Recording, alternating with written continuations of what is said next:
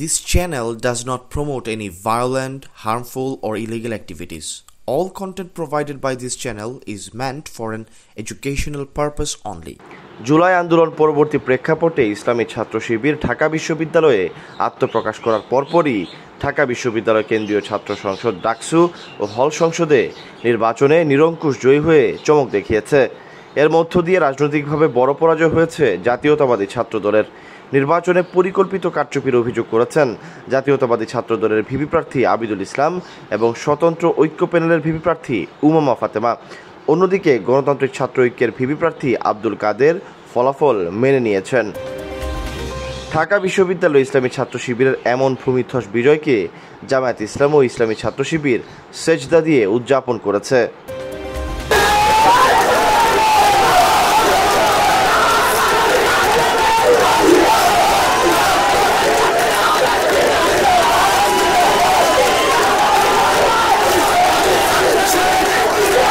প্রসঙ্গত, বাংলাদেশ ছাত্রলীগ নিষিদ্ধ থাকায় স্বাধীনতার ৫৪ বছর পর এই প্রথম নির্বাচনে প্রতিদ্বন্দ্বিতা করতে পারেনি। ছাত্রলীগবিহীন এবারের ডাকসু নির্বাচনে অনেকটা বিনা বাধায় ছাত্র শিবির জয়ী হয়ে রেকর্ড গড়েছে। এর মধ্য দিয়ে ঢাকা বিশ্ববিদ্যালয় ক্যাম্পাস ও হলগুলোতে ছাত্রলীগ ও ছাত্রদলের পাশাপাশি প্রগতিশীল ছাত্র সংগঠনগুলো রাজনৈতিকভাবে কোণঠাসা হয়ে পড়েছে। একই সঙ্গে স্বাধীনতার পক্ষে বিপক্ষে একটি স্পষ্ট বিভাজন রেখা তৈরি হয়েছে বলে রাজনৈতিক বিশ্লেষকরা মনে করছেন। চলুন এবার জেনে নেই ঢাকা বিশ্ববিদ্যালয়ের অতীতের ডাকসু নির্বাচনের ইতিবৃত্ত। ১৯২১ সালের ১ জুলাই ঢাকা বিশ্ববিদ্যালয়ের প্রতিষ্ঠা হয়। ওই বছরই স্যার এ.এফ রহমানের উদ্যোগে মুসলিম হল, জগন্নাথ হল ও ঢাকা হলে ছাত্র সংসদ গঠন করা হয়। ১৯২২ থেকে ১৯২৩ সালে ঢাকা বিশ্ববিদ্যালয়ের ছাত্র সংসদ গঠিত হয়। প্রত্যেক হল থেকে ৩ জন করে ছাত্র এবং একজন শিক্ষক আর উপাচার্যের মনোনীত একজন শিক্ষক, এদেরকে নিয়ে গঠিত হয় ছাত্র সংসদ। তখন শিক্ষকদের মধ্যে একজন সভাপতি হতেন।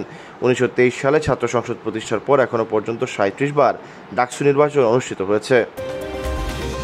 ১৯৭১ থেকে ১৯৯০ সাল পর্যন্ত ১৯ বার নির্বাচন হওয়ার কথা থাকলেও মাত্র ৭ বার নির্বাচন অনুষ্ঠিত হয়েছে। ইতিহাস পর্যালোচনা করলে দেখা যায়, স্বাধীনতার পর সরকার সমর্থিত ছাত্র সংগঠনের প্রার্থীরা ডাকসুর শীর্ষ পদে জায়গা পায়নি। বরাবরই জয়ী হয়েছেন বিরোধী দল সমর্থিত ছাত্র সংগঠনের প্রার্থীরা।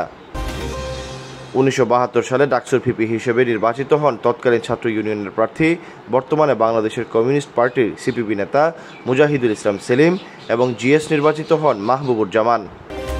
১৯৭৩ সালের ৩রা সেপ্টেম্বর ডাকসু নির্বাচনে বাংলাদেশ ছাত্রলীগ ও ছাত্র ইউনিয়ন যৌথ প্যানেল দেয়। ছাত্র ইউনিয়নের নূহ উল আলম লেনিন ভিপি, মুজিববাদী ছাত্রলীগের ইসমত কাদির গামা জিএস পদে প্রার্থী ছিলেন। অপরদিকে জাসদ ছাত্রলীগের ভিপি ও জিএস পদে প্রতিদ্বন্দ্বিতা করেন আফম মাহবুবুল হক ও জহিরুল ইসলাম। সারাদিন সুষ্ঠুভাবে ভোট গ্রহণ হলেও সন্ধ্যায় গণনাকালে বিদ্যুৎ বন্ধ করে অস্ত্রের মুখে ভোট ব্যালট ছিনতাই করা হয়। এই ঘটনার জন্য জাসদ ছাত্রলীগ তৎকালীন আওয়ামী লীগ সরকারের ছাত্র সংগঠন ছাত্রলীগকে দায়ী করে কর্তৃপক্ষ ডাকসু ও হল সংসদ নির্বাচনের ফলাফল স্থগিত করে। এর প্রায় ৬ বছর পর ১৯৭৯ সালে জাসদ ছাত্রলীগের প্যানেলে ভিপি হয়েছিলেন মাহমুদুর রহমান মান্না এবং জিএস হন আখতারুজ্জামান।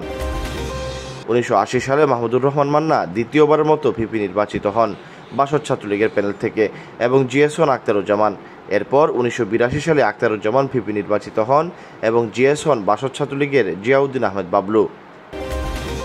১৯৮৯ সালে এরশাদ সরকারের আমলে ডাকসু নির্বাচনে বাংলাদেশ ছাত্রলীগ থেকে সুলতান মোহাম্মদ মনসুর আহমেদ ভিপি এবং জাসদ ছাত্রলীগ থেকে মুশতাক আহমেদ জিএস নির্বাচিত হন। এই প্যানেলটি ছিল ছাত্রলীগ সহ বামপন্থী ছাত্র সংগঠনগুলোর একটি যৌথ প্যানেল। ১৯৯০ সালের নির্বাচনে ছাত্রদলের পূর্ণ প্যানেল জয়লাভ করে। এ সময় আমানুল্লাহ আমান ভিপি নির্বাচিত হন এবং জিএস হন খায়রুল কবির খোকন। ১৯৯০ সালের পর ১৯৯১ সালের ১৮ জুন ডাকসু নির্বাচন হওয়ার কথা ছিল, কিন্তু ওই সময় সহিংসতার কারণে নির্বাচন বন্ধ হয়ে যায়। ১৯৯৪ ও ১৯৯৫ সালে উপাচার্য ডক্টর এমাজউদ্দিন আহমদ ডাকসু নির্বাচনের তফসিল ঘোষণা করেছিলেন, কিন্তু বাংলাদেশ ছাত্রলীগের বিরোধিতার কারণে নির্বাচন হয়নি। ১৯৯৬ সালে অধ্যাপক এ.কে আজাদ চৌধুরী উপাচার্য হওয়ার পর একাধিকবার ডাকসু নির্বাচনের সময়সীমা ঘোষণা করলেও তা বাস্তবায়িত হয়নি। ১৯৯৮ সালে ডাকসু কমিটি ভেঙে দেওয়ার পর কর্তৃপক্ষ পরবর্তী ৬ মাসের মধ্যে নির্বাচনের ঘোষণা দিয়েছিলেন, কিন্তু সেটিও বাস্তবায়িত হয়নি। তারপর থেকে মাঝে মাঝে ডাকসু নির্বাচনের দাবিতে শিক্ষার্থীরা আন্দোলনে নেমেছেন। সিনেটে আনুষ্ঠানিক প্রস্তাবও এসেছে, কিন্তু ফলাফল শূন্য। 2005 সালের ডিসেম্বর মাসের মধ্যে ডাকসু নির্বাচনের জন্য তফসিল ঘোষণা করা হলেও ছাত্রলীগের বিরোধিতার কারণে নির্বাচনটি বাস্তবায়িত হয়নি। এই সময় ছাত্রদল ডাকসু নির্বাচনের জন্য আন্দোলন করলেও ছাত্রলীগ তার বিরোধিতা করে। 2012 সালে সাধারণ শিক্ষার্থীরা বিক্ষোভ, ধর্মঘট, কালো পতাকা মিছিল এবং ব্যঙ্গচিত্র প্রদর্শনের মাধ্যমে ডাকসু নির্বাচনের দাবি জানান। ঢাকা বিশ্ববিদ্যালয়ের সংগঠন ঢাকা বিশ্ববিদ্যালয়ের শিক্ষার্থী অধিকার মঞ্চ তৈরি করা হয়, কিন্তু নির্বাচন হয়নি। সর্বশেষ 28 বছর পর 1990 সালের পর 2019 সালের নির্বাচনে সহসভাপতি হন সাধারণ ছাত্র অধিকার সংরক্ষণ পরিষদের নুরুল হক নূর এবং সাধারণ সম্পাদক ছাত্রলীগের গোলাম রাব্বানী। নির্বাচনে নুরুল হক নূর প্রায় 2000 ভোটের ব্যবধানে ছাত্রলীগ সভাপতি রেজওয়ানুল হক চৌধুরী শুভনকে পরাজিত করে। সে সময় কোটা সংস্কার আন্দোলনে নেতৃত্ব দেওয়া সংগঠন বাংলাদেশ সাধারণ ছাত্র অধিকার সংরক্ষণ পরিষদের যুগ্ম আহ্বায়ক ছিলেন নূর। নানা গুজব, গুঞ্জন, অভিযোগ পাল্টা অভিযোগের মধ্যে কড়া নিরাপত্তা অবস্থায় অনুষ্ঠিত এবারে ডাকসু নির্বাচনে 28টি পদের বিপরীতে মোট 471 জন প্রার্থী প্রতিদ্বন্দ্বিতা করেছে। এর মধ্যে নারী প্রার্থী ছিলেন 62 জন। ঢাকা বিশ্ববিদ্যালয় কেন্দ্রীয় ছাত্র সংসদ ডাকসুকে বাংলাদেশের দ্বিতীয় সংসদ হিসেবে অভিহিত করা হয়।